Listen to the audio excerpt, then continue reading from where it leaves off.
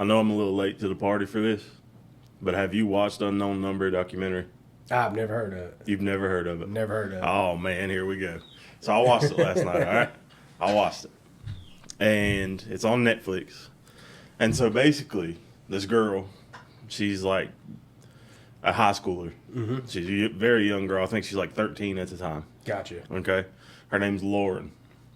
So she starts getting texts from an unknown number. And it's like serious cyberbullying stuff. Oh, wow. So she's dating this boy named Owen. Mm-hmm. He plays football. He plays all the sports. She plays softball, all the sports, basketball. Yeah. Very involved in her school. Yeah.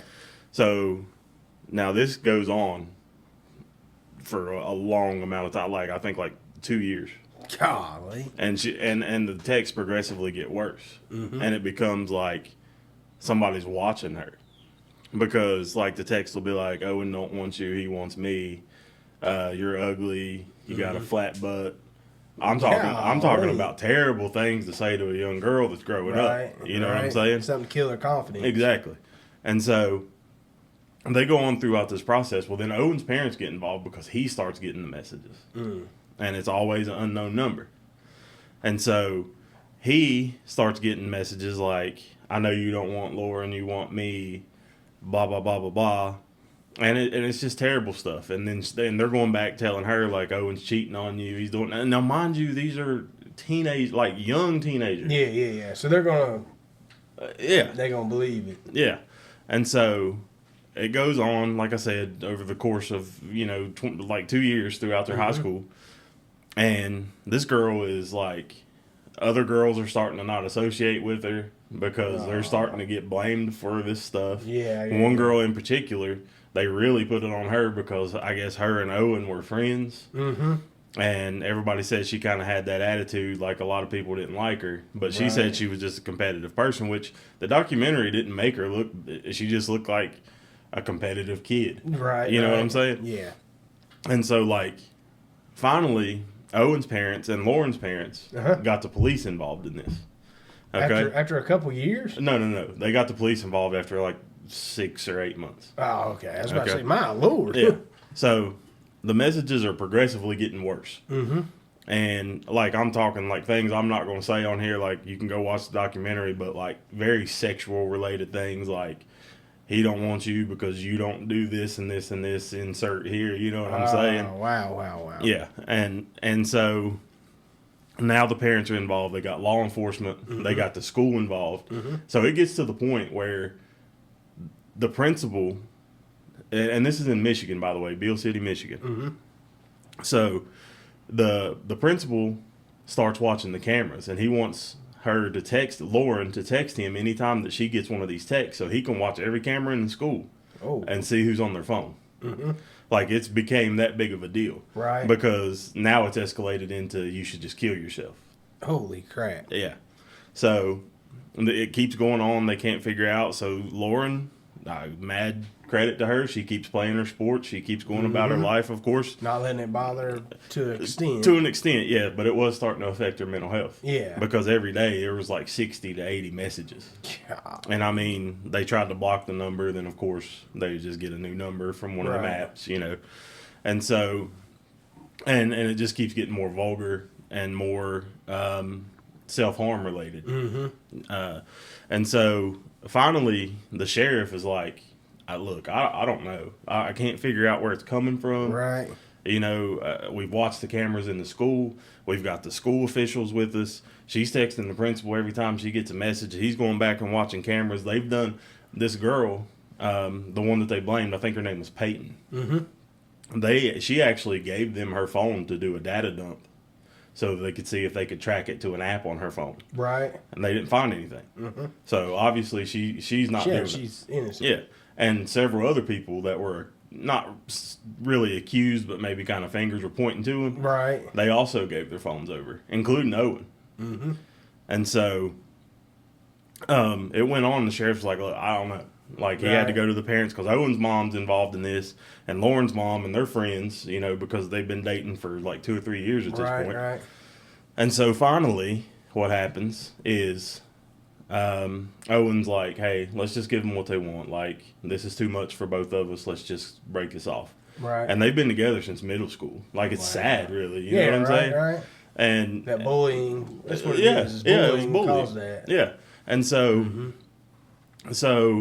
he starts talking to a girl that he met at a travel tournament, like way over, like a couple hours away. Right.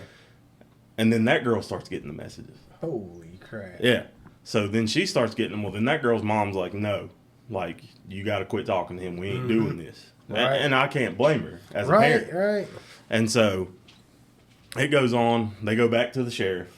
So the sheriff's like, look, he calls the FBI. And he gives them all the info he has. And so the FBI liaison comes in and he goes, all right, well, here's what I'm going to do. He found out the number was coming from, like, they didn't mention the app specifically, but like WhatsApp or something like that, something like that, where you get the phone numbers. Well, he sent a search warrant to that app, found out where the phone numbers were coming from, and then he sent a search warrant to the carrier for an IP address. So the FBI, so the FBI is like, okay, we got them down to an IP address. And, like, the messages don't stop, even though it's getting to this point. Yeah, right. And it's getting worse, like, end yourself before we end you. Golly. Yeah, like, threatening violence. Right. So at this point, the girl's dad's, like, taking her everywhere, like, walking her to the school. Like, I mean, I don't blame the guy. Yeah, right. You know? Because we don't know where this is coming from. So, after all this time, it was her mom. I have actually heard of that now that you thought about it. Yeah, I haven't watched it, but yeah. Yeah, it was crazy, dude. Like, the sexual messages that you send to your daughter. Right. Putting her down. And then she was on the documentary crying. Like, I haven't seen my daughter. Like, you don't deserve to see your kid. No, after doing something like that, you definitely don't deserve to. You don't deserve to be around her. And the thing is, dude, is like, she was like, I just wanted to be the hero. How? I guess her daughter's having a bad day because this person's dogging on her appearance and everything else. And yeah, she's, oh, it's okay, baby. You're beautiful, blah, blah, blah, blah. Yeah, right. She was a basketball coach. She was involved in everything in the school. Wow. Come to find out, her husband, because the police cam, the body cam was on the documentary when they came in with the search warrant, when they figured out who it was. Right. So they caught her outside. They brought her in the house. They was like, look, we know you did it. Right. She confessed. And then they brought Lauren out of her room, let her, like, told Lauren what had happened. Yeah. And then so he was like, hey, I'm not leaving here until your dad gets here. Because I'm not leaving y'all here together. Right. And I don't know why they didn't take her out in handcuffs right there. Exactly. My Lord. And so Dad comes home. She was telling her to kill herself and then threatened to kill her. Yeah. God. And then so Dad comes home, and then he finds out that she's the wife has been fired from both of her IT jobs and was claiming she was going to work and stuff. Wow. So she'd been living in this circle of lies. And all this time it was her bullying all those kids. Yeah. Dude, it was. I mean, I know I'm late to the game. This has been a thing for a while, but I've heard of it just through people talking, but I never watched it. Dude, it's worth the watch, even though you know what happens. Yeah, my Lord. Because some of them text messages, dude, you'd be like, I cannot believe a grown woman sent this. Send that. Yeah, wow. It was like very like I personally feel like she should have maybe got some kind of crime against children type. Yeah, right. For the sexual nature that she was, you know. Well, I don't know. Dude. Yeah, I mean that should have been. Some some type of sex offense. Yeah, that's it what definitely should have been. Yeah. Did she even get prison time or anything? Yeah, I think she got a couple of years maybe. Wow, so nothing really does. Nothing really, but nothing. Slap on the hand. Yeah, but at the end of the documentary, what I was glad to see was that Lauren was still with her dad. Yeah. And they had bonded, gotten even closer than before, and that she still, as of the documentary, still hadn't saw her mom since she'd been released from prison. And she said that she hopes she gets the help she needs. Obviously, she's mentally ill. Yeah, there's something ain't right there. Something's not going on. Yeah, so right. I mean, I thought it was commendable for the girl at that age to handle it the way she did. Right. Because, I mean, it took a lot. She must have had a ton of self-esteem before this started. Yeah, I mean, to go through all that. Yeah. Because, I haven't seen it, obviously. But the mom's going to know details and stuff to really cut into her. Exactly, and that's what she did. That's what she did. But the sad part was, I don't think her and that boy ever got back together. Yeah. But I mean, that's traumatic, though. Yeah, and now it just popped back in my head. She was saying he don't want you, he wants me. Exactly. That's weird.